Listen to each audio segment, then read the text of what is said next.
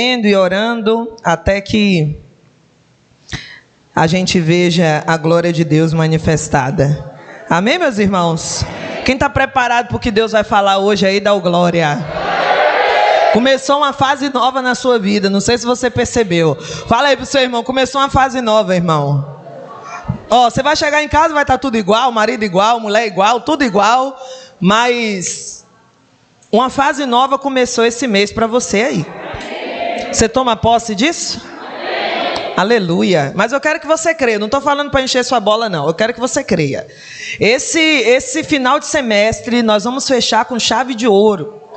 Por isso que você, dizimista da casa de Deus, vai ser consagrado hoje. E tenha certeza que esse semestre, esses 5 meses, esse mês de junho, vai valer por todos eles. Nós vamos encerrar mesmo como manda o figurino. Amém, igreja? Vai ser forte. Hoje nós vamos começar uma série bem legal. Nós vamos começar uma série falando sobre a vida de uma pessoa que vocês estão assistindo diariamente na televisão, né? Vou aproveitar o sucesso da novela. Amém? Estão assistindo Gênesis? Pode falar que vocês estão, que eu sei. Não venha não. Eu fiz uma semana de lives todos os dias, né? E eu disse, gente, eu vou terminar a live antes de começar a novela. Só que sempre o papo estava tão bom, tão legal, que passava de 1 hora. Aí quando chegava 21 horas, eu percebia que a quantidade de pessoas diminuía na live. Eu disse, já entendi. Saíram da live para assistir Gênesis. Mas vamos aproveitar aqui o ensejo para aprender um pouco com Abraão. Mas eu acho que eu vou destruir os seus castelinhos de areia com relação ao que você pensa sobre Abraão, tá? Eu não quero enfatizar as coisas que a gente já conhece sobre ele. Também não vou queimar o filme do cara, né? Porque afinal de contas ele é o nosso pai na fé. Mas como diz esse louvor, né, que a gente cantou aqui anteriormente, improvável, mas escolhidos. Eu quero lembrar você, nessa série de mensagens, que Deus ele não escondeu as imperfeições, os erros dessas pessoas. Abraão, irmão, era um cara que... Eu vou te mostrar na palavra quem ele era de verdade. Que a novela pinta ele bem bonzinho, né? Bem lindinho, maravilhoso e tal. E ele realmente foi um cara maravilhoso, foi um cara extraordinário. E o que me ensina nele, muito mais os defeitos do que as coisas boas que ele fez. Você aprende muito com os defeitos das pessoas. Agora, sabe o que o diabo faz? Ele faz você odiar os defeitos das pessoas. Na verdade, você não deveria odiar os defeitos das pessoas. Você tinha que aprender com eles. Eu sei que não é fácil isso, tá, pessoal? Eu sei que não é fácil. Mas a gente aprendeu a olhar para os defeitos das pessoas e ter repúdio. E a gente não olha para os defeitos delas e procura aprender com aquilo. A gente erraria muito menos se a gente aprendesse com as fraquezas dos outros, os pontos de melhoria dos outros e até mesmo os nossos. Então essa série chama-se Aprendendo com Abraão, mas não é aprendendo as coisas que ele fez, que a gente conhece, né? Aquelas coisas enormes, maravilhosas, Abraão, não, é aprender com as misérias que ele fez. Porque Abraão, irmão, foi um cara que estava em constante trabalhar de caráter.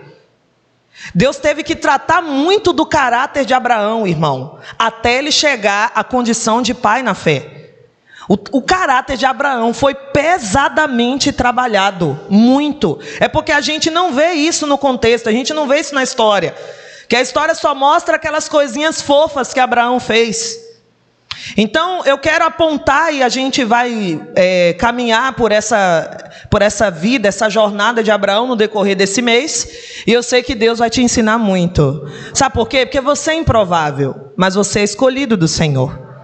Eu era a pessoa mais improvável para estar aqui pregando para vocês. Vocês eram os mais improváveis para estarem salvos. E Deus salvou você. Jesus escolheu você. Você percebe como isso é forte?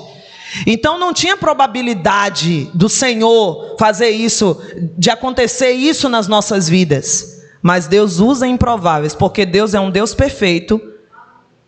Perfeito Ele é, mas Ele é pai de imperfeitos. Diga isso, Deus é pai de imperfeitos. Então conviva muito bem com as suas imperfeições.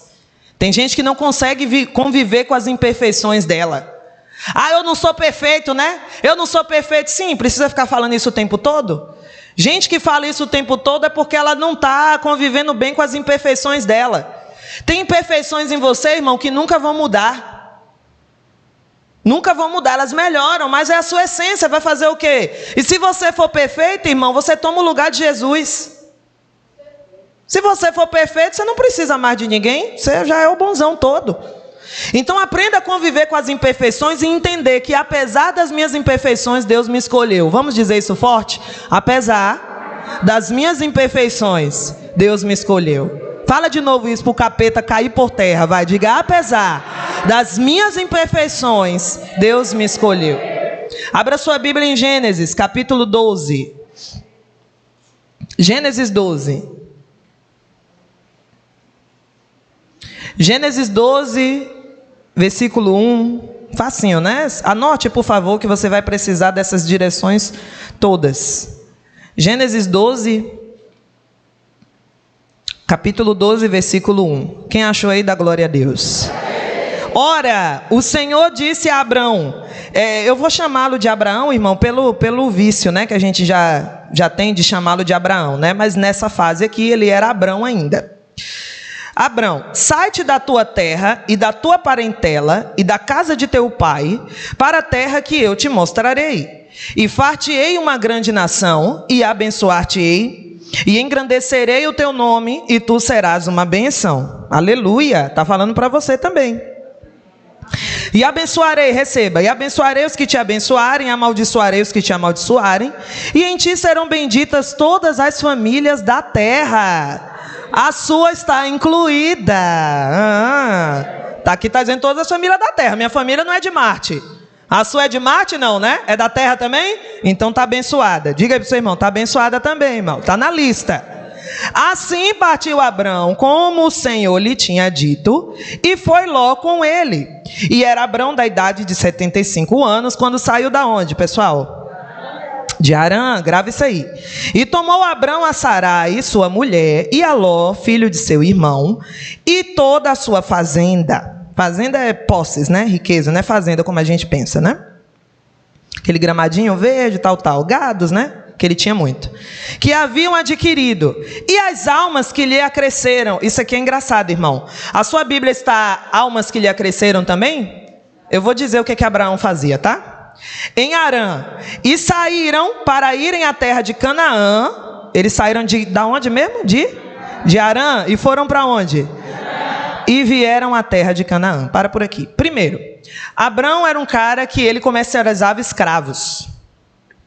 Ele vendia pessoas, ele comprava e vendia pessoas. Por isso que ele tinha aquele tanto de gente atrás dele. Por isso que a Bíblia fala que quando o sobrinho dele sofreu lá em Sodoma, né, naquela guerra dos reis, ele pegou 318 nascidos em sua casa. Aquilo ali eram filhos de escravos, porque Abraão era comerciante de escravos. Aqui eles aliviaram um pouco nessa tradução aqui, mas na tradução original diz que Abraão, essa parte aqui, ó, as almas que lhe acresceram, diz assim, ó, e todos os escravos que haviam comprado. Então por aí já se tira, né? Abraão comprava gente. Era a fonte da fortuna de Abraão. Ele comprava pessoas, e aquelas pessoas trabalhavam para ele, eram escravos em sua casa.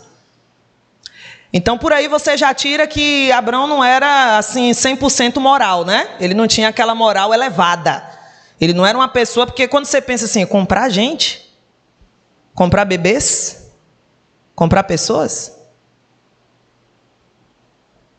Segundo, a Bíblia aqui está dizendo que ele estava em Harã quando o chamado aconteceu, não é? Só que na verdade verdadeira, o chamado de Abrão não aconteceu em Harã. O chamado de Abrão aconteceu em Ur dos Caldeus ainda. Abrão estava em Harã de teimoso. Não era para ele estar ali. Prova, pastora. Atos capítulo 7, abre aí. Atos capítulo 7. Irmão, a Bíblia é um livro que você precisa examinar, porque se você não examinar, você corre o risco de ser enganado. Atos capítulo 7.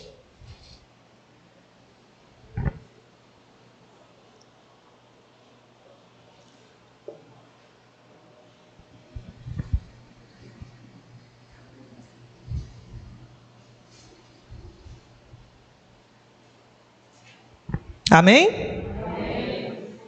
Atos capítulo 7, versículo 2, diz assim: E disse ele: varões, irmãos e pais, ouvi.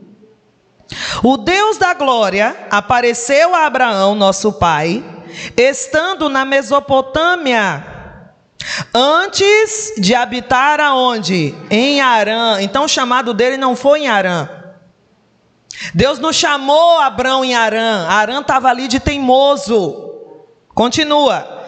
E disse-lhe: sai da tua terra e dentre a tua parentela e dirige a terra que eu te mostrar. Então saiu da terra dos caldeus e habitou aonde? Viu aí você? E dali, depois que seu pai faleceu, Deus o trouxe para esta terra em que habitais. Agora, volte lá para Gênesis 12. Então você já percebeu que ele era bem teimoso, né? Vamos entender por que ele parou em Harã? Abrão recebeu o chamado em Ur ainda. Ele estava em Ur. Então ele saiu com a caravana dele em direção a Canaã. Porque foi o chamado dele. O chamado dele não era para Harã. O chamado dele era para Canaã. E deixa eu te dizer uma coisa, a partir do momento que Deus te chama e você dá o primeiro passo, a bênção já começa a acontecer. Não significa que as coisas vão ser fáceis, significa que você está acompanhado de uma bênção. Então quando Deus te dá um propósito, quando Deus te dá um chamado, e quando eu digo chamado, irmão, as pessoas acham que chamado se limita a pessoa ser da obra, né? Pastor, pastora, obreiro, não, isso aí não é não, isso aí é o mínimo dos mínimos. Isso é o mínimo dos mínimos. Cada um de vocês aqui tem um propósito. Eu quero que você entenda isso hoje. Abrão não era essa obra-prima, não. Mas ele foi chamado e escolhido por Deus. E a bênção de Deus acompanhava Abrão aonde ele ia. Aonde ele ia, mesmo com as imperfeições de Abrão. E ele estava em Ur dos Caldeus ainda, e Deus o chamou: sai daí e vai para Canaã. Mas no meio do caminho ele achou Harã. Harã, irmãos, era um local onde o comércio era fortíssimo. E o pai de Abraão, ele fazia mini santinhos pequenininhos assim, ó. Ele fazia aquelas imagens piquititicas, porque o pessoal era muito idólatra. Então ele viu que ali ia ter muito dinheiro. Aí ele fazia um bocado de santinho pequenininho para vender. Isso enriqueceu com esse comércio. Só que o comércio de Abraão era diferente. Quando ele chegou em Harã, ele viu a oportunidade de crescer. Cuidado com a terra das oportunidades. Deus não te chamou para a terra das oportunidades, irmão. Ele te chamou para Canaã. E sabe o que é bonito dessa história? É que muitas vezes nós somos tão frágeis, que a gente abre mão do chamado de Deus por causa de uma oportunidade. Abrão parou em Harã, porque ele achou a oportunidade de crescer nos seus negócios. E realmente ele cresceu muito, ele e o pai. E ele só saiu de lá quando Deus levou o pai dele. No dia que Deus levou o pai dele, ele entendeu: eu preciso dar continuidade ao meu chamado. Irmão, cuidado. Tem oportunidades que elas não vêm de Deus para a tua vida. E elas só estão atrasando o propósito que Deus tem para você. Era para muito antes Abrão ter tido filho, era para muito antes ele ter sido abençoado, mas no meio do percurso dele, ele estava em Ur, Deus mandou ir para Canaã, ele para no meio. É o que acontece com muitos de nós. Nós muitas vezes, irmão, nos deixamos cegar por certas oportunidades. Pastora, mas isso vai me prosperar, isso vai me abençoar. Qual é a prosperidade que se sustenta fora do propósito de Deus? Nenhuma prosperidade se sustenta fora do propósito. Você pode ganhar o dinheiro que for, meu filho. Se você não tiver no propósito de Deus, esse dinheiro é paia. Ele não vai prestar para nada. Ele não vai servir para absolutamente nada. Olha o que Salomão disse. Salomão disse: tudo é vaidade. Esse negócio de muito dinheiro é vaidade. O que importa é você estar bem, é você ter sua família. O que importa é você estar em comunhão com Deus. Foi isso que ele disse, o temor do Senhor. Então muitas vezes a gente sabe que Deus tem propósito, irmão. Deus tem propósito forte com você e não adianta você fugir.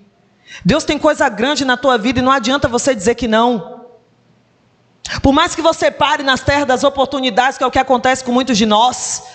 Muitas vezes a gente negligencia o chamado do Senhor por oportunidades que se aparecem. Harã era a terra das oportunidades, mas Deus não queria ele lá.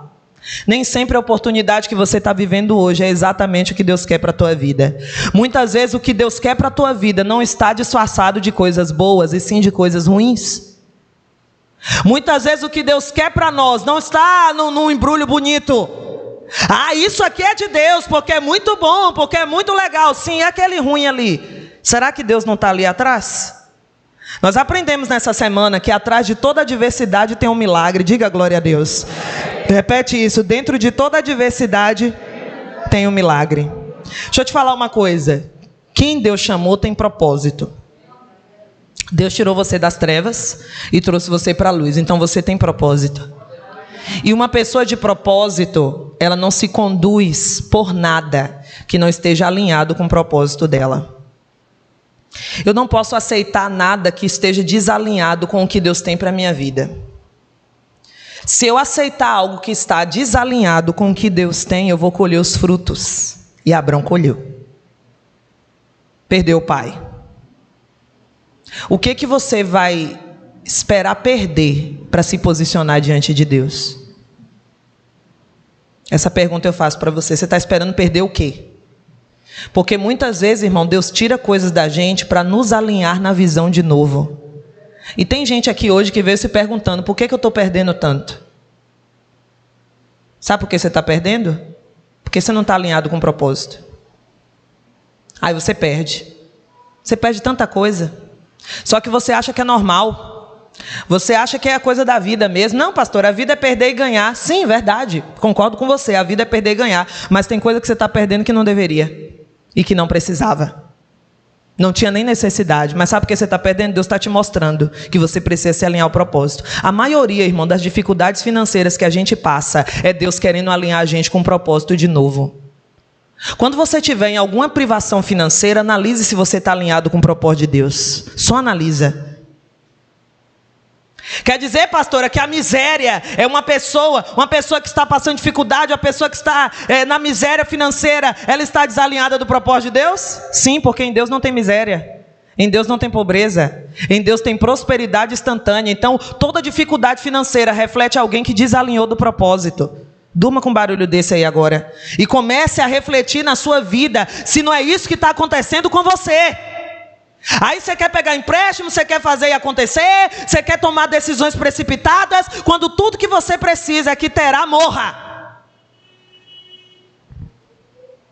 É que aquilo que está te prendendo em Harã, que aquilo morra, que aquilo saia, para que você vá em direção ao seu propósito. E aí ele foi, irmão. Ele em Harã, Deus teve que ir lá, puxou a orelha dele de novo. Sai daí, homem. Sai daí, vai para onde eu vou te mostrar. E aí ele foi, versículo 10, vamos lá? Capítulo 12, versículo 10. Olha só como, irmão, o caráter de Abraão foi tratado em todo momento, igreja. Só não vê quem não quer. Versículo 10. Aí ele foi, né? Saiu de Harã depois da desobediência, que não era para ele ter parado em Harã. Era para ele ter ido direto. Esperou o pai morrer. Não espere perder para depois você se alinhar ao propósito. E ele começou a se alinhar ao propósito, mais ou menos. Aí chegou em Canaã, versículo 10. E olha o que ele encontrou lá. E havia fome naquela terra. E desceu Abrão aonde, pessoal? Ele foi para onde? Para peregrinar ali, porquanto a fome era grande na terra. Meu Deus, mais um vacilo. Deus mandou ele para o Egito? Deus sabia que Canaã estava em fome? Sim ou não? Deus não sabia, né? Eu acho que ele não sabia não, irmão. Como é que ele tira Abrão de uma terra boa, que Abrão estava, sentado na grana, irmão, faturando, cheio de escravo, cheio de gente que ele comprou, comercializando gente, vendendo, comprando, dinheiro entrando. Aí ele vai para uma terra que está passando fome. Deus está nesse negócio, irmão? Sim ou não? Não parece. Se fosse você ia achar que Deus estava nesse negócio? Fala sério. Fala sério, irmão.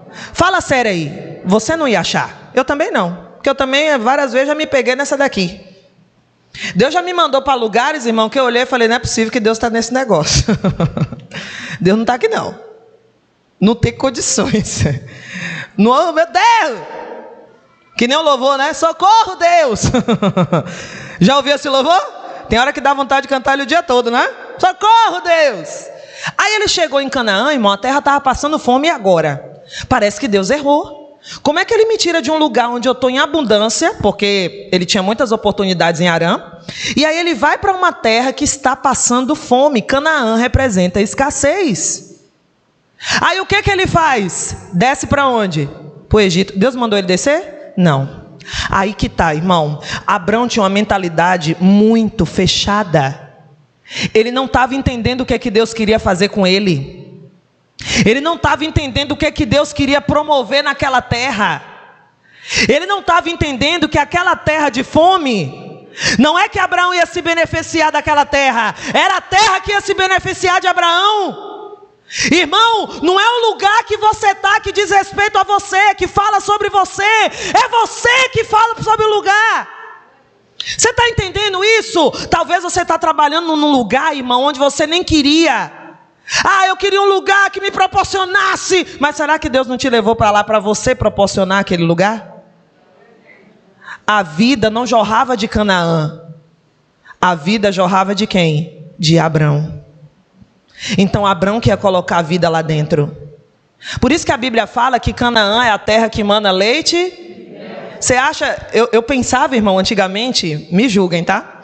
Eu pensava antigamente que a terra que mana leite e mel é que tinha umas fontes nas praças, onde não saía água, saía leite. Quem também pensava isso? Fala sério aí, não era só eu não. E que jorrava mel assim, do chão. Ou uma árvore de mel, que você pegava o mel de graça. Leite e mel são as únicas substâncias que não provêm da morte. O leite vem da vida da vaca e o mel também da abelha. A abelha não precisa morrer para dar mel. Amém? Pegou aí? A vaca também não precisa morrer para dar leite. Sabe o que isso está dizendo? Não era a terra que ia dar leite e mel para Abraão. Os elementos que estavam em Abraão que iam trazer para aquela terra a prosperidade. Só que ele não entendeu. Ele olhou, ele se moveu pela mentalidade escassa que ele tinha ainda. Embora seja um homem próspero, embora seja um homem rico, mas ele tinha mentalidade escassa. Porque toda pessoa que tem mentalidade escassa, ela se move pela circunstância exterior. Aquilo que está acontecendo, meu Deus, aqui tem fome, lá no Egito está melhor para nós, vamos descer, galera. Só que Deus não tinha mandado ele descer.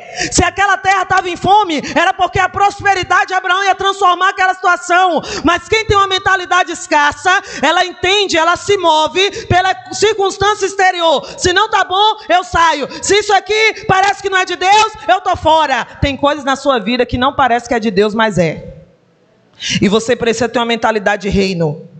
Se você não tiver uma mentalidade de reino, porque a mentalidade de reino é aquela que se move pelo interior, pelo que está no seu interior, pelo que você carrega. Peraí, tem alguma pegadinha do malandro aqui, não é possível. Se eu estava numa terra próspera e Deus me botou aqui em Canaã, tem alguma coisa que Ele quer fazer. Eu não vou sair daqui não.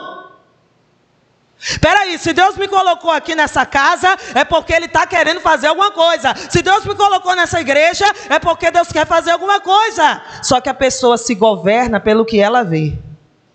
A partir do momento que você se governa pela circunstância exterior, você sai do propósito. E ele saiu do propósito. Aí desceu para o Egito, irmão, a baixaria aconteceu. Quando ele chegou na alfândega, que já tinha naquela época, para poder entrar na capital, na cidade, no país, a turma disse: rapaz, que mulher bonita que ele tem, viu? E começou o burburinho na cidade. Chegou em Faraó. É igual se você... Cadê as mulheres bonitas aí? Dá um glória. Não, eu quero só as bonitas. É igual você entrando aqui nos Estados Unidos, a maior potência do mundo, e aí o presidente dos Estados Unidos ouve dizer que a mulher mais bonita do mundo chegou nos Estados Unidos. Você. Irmã, era para você dar um glória agora, né? Não era para você ficar calada. A mulher mais bonita do mundo entrou nos Estados Unidos. Aí Joe Biden ficou sabendo. Não vou nem falar de Joe Biden, né? Porque ele tem um negócio assim meio duvidosinho. Mas vamos voltar aqui para a história. Aí Faraó ficou sabendo. Ele disse: traz essa mulher para cá. Aí ele olhou para a mulher e disse: rapaz, mulher bonita mesmo. Eu quero essa mulher para mim. Ela é o que sua? Minha irmã. É sua irmã? É, minha irmã. Mentiroso. Já começou, desobediente, teimoso e mentiroso. Tá bom para você? E mesmo assim Deus usou. Irmão, Deus não se governa pelo que eu faço, Deus se governa pelo que Ele prometeu a mim. O que eu faço está muito baixo diante da promessa de Deus para a minha vida. Dá um glória a Deus. Isso não é desculpa para eu ficar errando o tempo todo. Isso não é desculpa para eu ficar vacilando o tempo todo. Mas isso é certeza de que Deus nunca vai me deixar pelo que eu faço ou deixo de fazer. É isso que você tem que entender aqui hoje. O ser humano deixa você pelo que você faz ou deixa de fazer por ele, mas Deus não.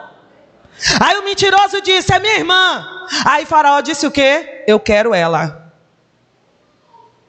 Foi ou não foi?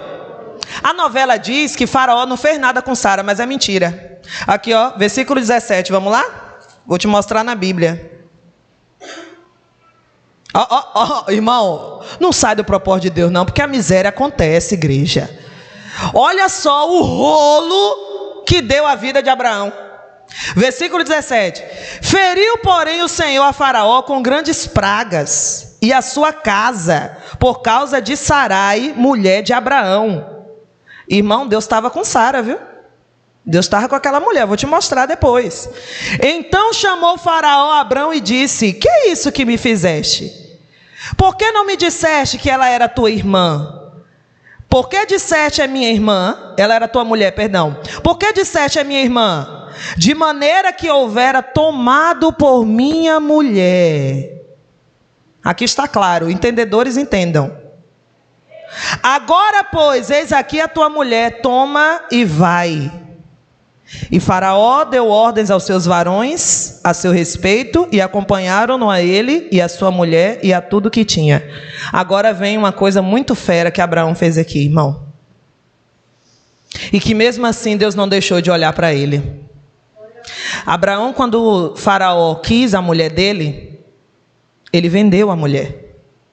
Como assim vendeu, pastora? Vendeu. A Bíblia fala que ele ganhou um monte de presente em troca da mulher. Isso é o que, pessoal? O que é isso? Ele ganhou um monte de presente. Ah, mas ele não vendeu não, que depois Faraó devolveu ela. Sim, mas se Faraó devolveu ela, por que ele não devolveu os presentes então para Faraó? Por que ele não devolveu o gado, as ovelhas e todo o dinheiro que ele enriqueceu no Egito naquela época que Sara estava lá no palácio, vendida? Como é que o cara vende a própria mulher, irmão, com medo de morrer? Qual a esposa que ia aceitar um negócio desse? Cadê a mulher? Quem ia aceitar esse negócio?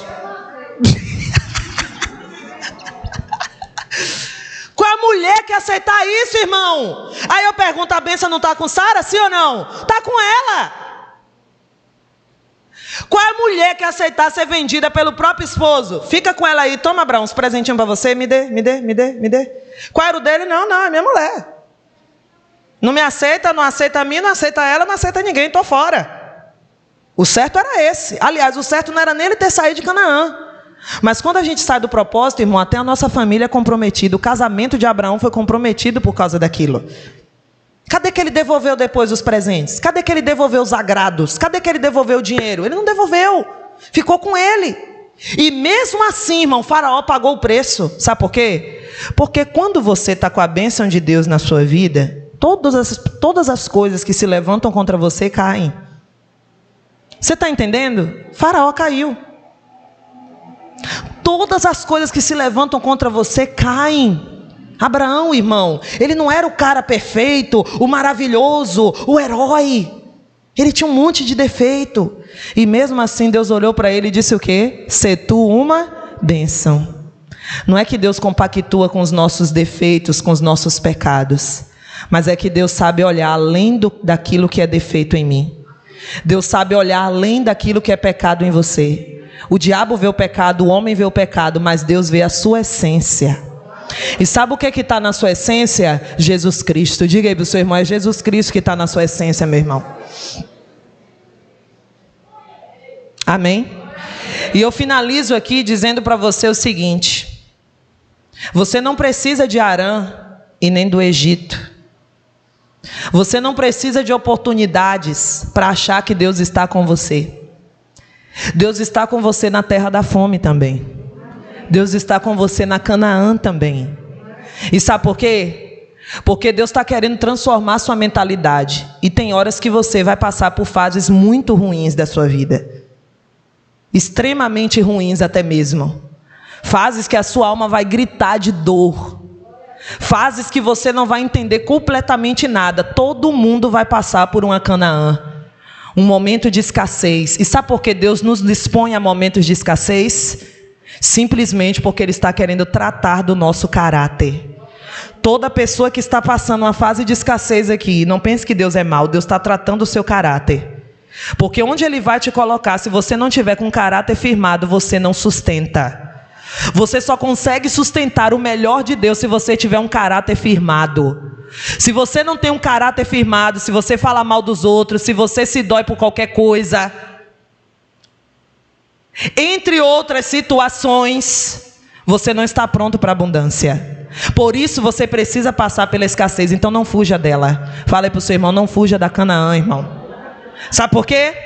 Porque a Canaã é o lugar escasso, mas é o lugar onde você vai manifestar o reino. Olha o que é que Jesus vai falar aqui, abra aí em Lucas. Isso é para você entender que qualquer lugar que você for, pode ser até escasso. Deus está forjando o meu caráter, pode estar sim, mas é nesse lugar escasso que o reino se manifesta. Lucas capítulo 17, abra aí para a gente finalizar.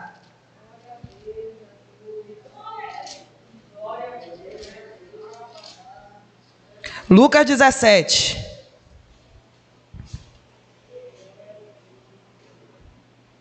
Amém, igreja? Amém. Irmão, entenda, não é o lugar que te define.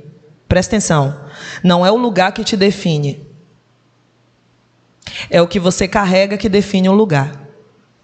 Você pode estar num lugar péssimo, mas o que você carrega define aquele lugar. Amém? Conseguiu entender isso? O que você carrega é que transforma o lugar. Eu nunca vi Deus colocar nenhum profeta, nenhum sacerdote, nenhum servo num lugar bom primeiro. Quando ele disse, Elias, vou usar uma viúva para te sustentar. A viúva estava mais pobre que ele. Só tinha farinha, um pouquinho de farinha, um pouquinho de azeite. Esse Deus é engraçado, viu? Deus, irmão, ele tem um senso de humor absurdo. Aí Elias olhou, gente, a mulher está mais pobre que eu, como é que ela vai me sustentar? Ah tá, nunca mais vai faltar farinha da sua panela, nem azeite da tua botija, os dois comeram, encheram a barriga, irmão, e a mulher ainda, muitos dias. Diga glória a Deus. O que eu carrego abençoa qualquer lugar. Declare isso na sua vida, diga, o que eu carrego abençoa qualquer lugar. Então não tenha medo da escassez, porque você vai abençoar a escassez. E por que você vai abençoar a escassez? Versículo 20, Lucas 17, 20. E interrogado pelos fariseus sobre quando havia de vir o reino de Deus, respondeu-lhe e disse, o reino de Deus não vem com aparência exterior, nem dirão, ei-lo aqui ou ei-lo ali, porque o reino de Deus está onde, irmão? Eita, meu Deus, diga, o reino de Deus está em mim. Ah, fala forte aí, pelo amor de Deus. Diga, o reino de Deus está em mim. Diga, onde eu for, eu abençoo. Pode aplaudir.